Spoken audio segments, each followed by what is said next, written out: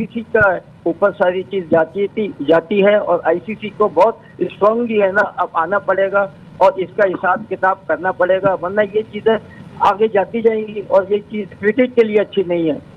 लेकिन आईसीसी के सरबराह का नाम जय शाही है, चीज वाजे कर चुके हैं कि पाकिस्तान टीम जो है फिर इस एशिया कप से जो है पुल आउट कर देगी, जिसका हिसाब मतलब है कि पाकिस्तान टीम एशिया कप से बाहर हो जाएगी। देखा जाए एशिया कप जो है एक तरफ कुआं दूसरे तरफ खाई वाली सिचुएशन हो भारी गुजरा है पूरी पाकिस्तानी कौम पर, लेकिन एक चीज की मुझे खुशी हुई है। एक खुशी की चीज ये थी कि पाकिस्तान मैच जरूर हारा है लेकिन अखलाकियात में हम बहुत नहीं, गो के कोर्ट ही उनका है एशिया। आप अगर आईसीसी का सरबराह देखेंगे तो आईसीसी के सरबराह Jay Shah, MCC Marylebone cricket club जो क्रिकेट के तमाम कवानीन बनाता है उसके सरबराह कौन, सौरव गंगुली।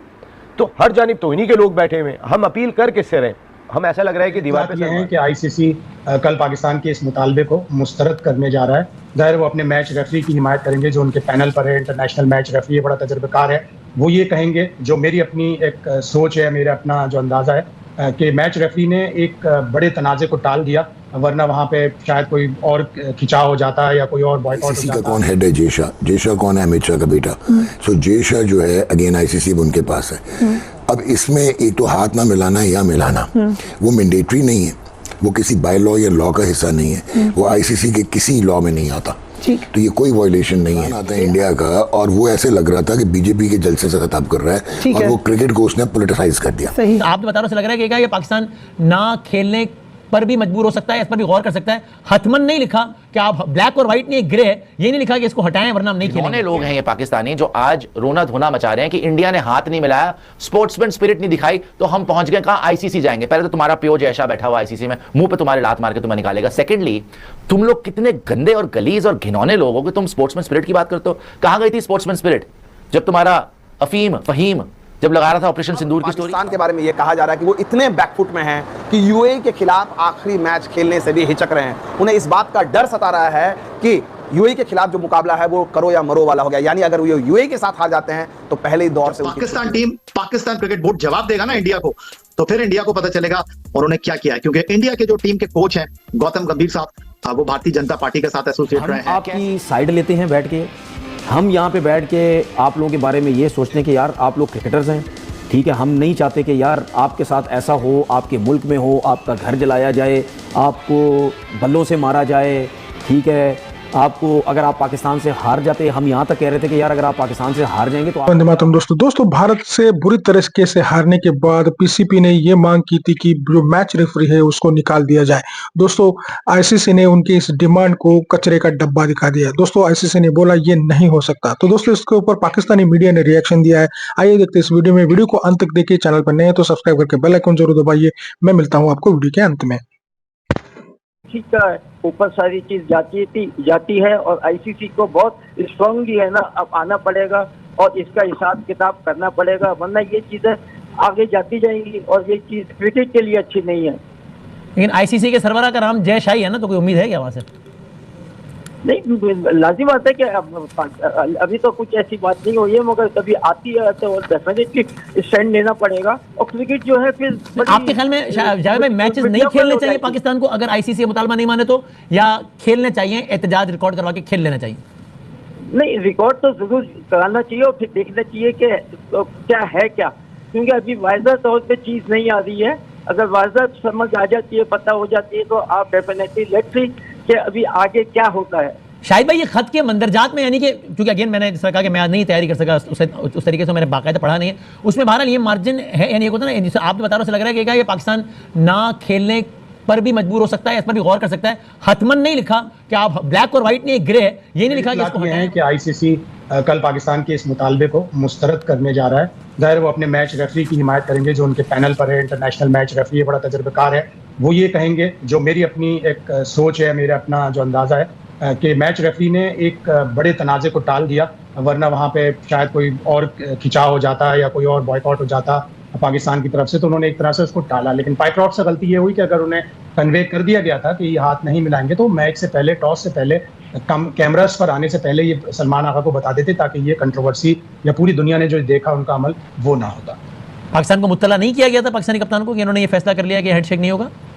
बिल्कुल, टॉस के वक्त उन्हें एक तरफ ले जाके कहा, और इसीलिए सलमान आगा के लिए काफ़ी शॉकिंग था कि टॉस पे यूजुअली टीमें खेल की रूट के बिल्कुल मुताबिक हाथ मिलाते हैं। जो टॉस जीतता है वो भी जो हारता है वो भी हाथ मिलाकर और फिर कमेंटेटर्स की तरफ जाते हैं ताकि अपना बताएं कि हम बैटिंग करेंगे या बॉलिंग करेंगे। और अच्छा हंसी मजाक हमने पूरी ट्राई सीरीज में राशिद खान और सलमान आगा और मोहम्मद वसीम के दरमियान देखा, तो उनके लिए शॉकिंग था। और जेशा कौन है? अमित शाह का बेटा।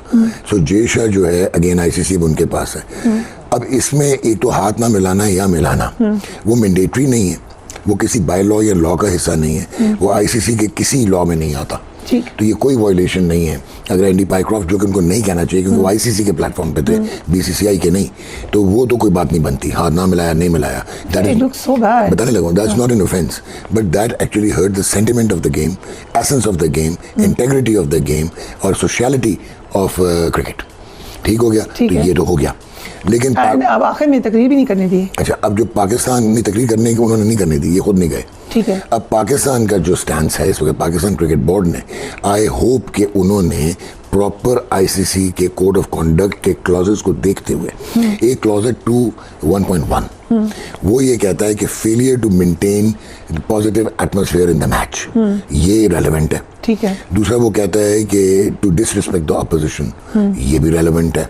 ठीक है। हाथ मिलाना है, एग्जैजरेट हो रहा है, वो लॉ की बात, मैं लॉ की बात कर रहा हूँ, वैसे तो बुरा है। ठीक है। अब उसमें ये दो चीजें आ गई। अब आपका कप्तान आता है इंडिया का, और वो ऐसे लग रहा था कि बीजेपी के जलसे से खिताब कर रहा है, और वो क्रिकेट को उसने पॉलिटिसाइज कर दिया। सही।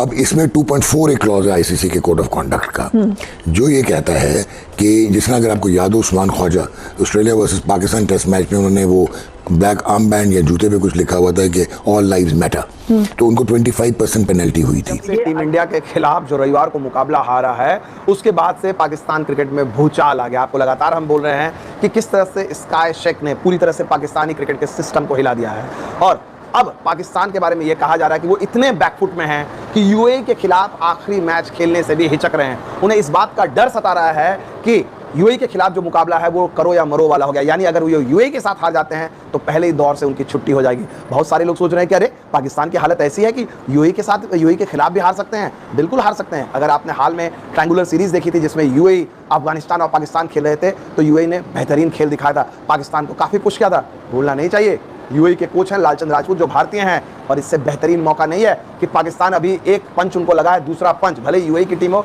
लेकिन भारतीय कोच के जरिए उनको एक और पंच मिले, और यही बात पाकिस्तान को सता रही है। पाकिस्तान के लिए देखा जाए, एशिया कप जो है एक तरफ कुआं, दूसरे तरफ खाई वाली सिचुएशन हो गई है।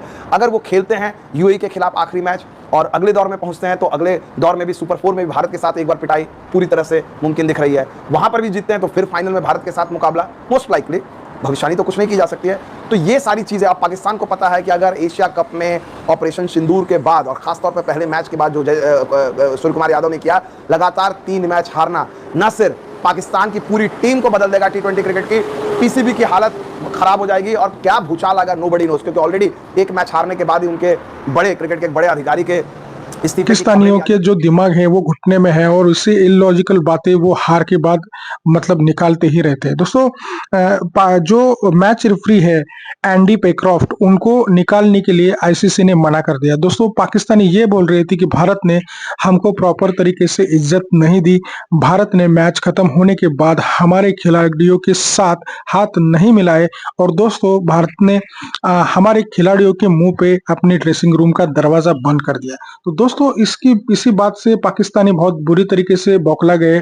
उनका ये कहना है कि हमें भारत ने कुत्ते की तरह ट्रीट कर दिया, हमको जरा थोड़ी सी ज्यादा इज्जत देनी चाहिए थी, ऐसा पाकिस्तानियों का कहना है। लेकिन दोस्तों, भारत ने उनको उनकी औकात दिखा दी है, और दोस्तों आईसीसी ने भी उनको ये बोला है कि खेलना है तो खेलो, नहीं तो भाग जाओ।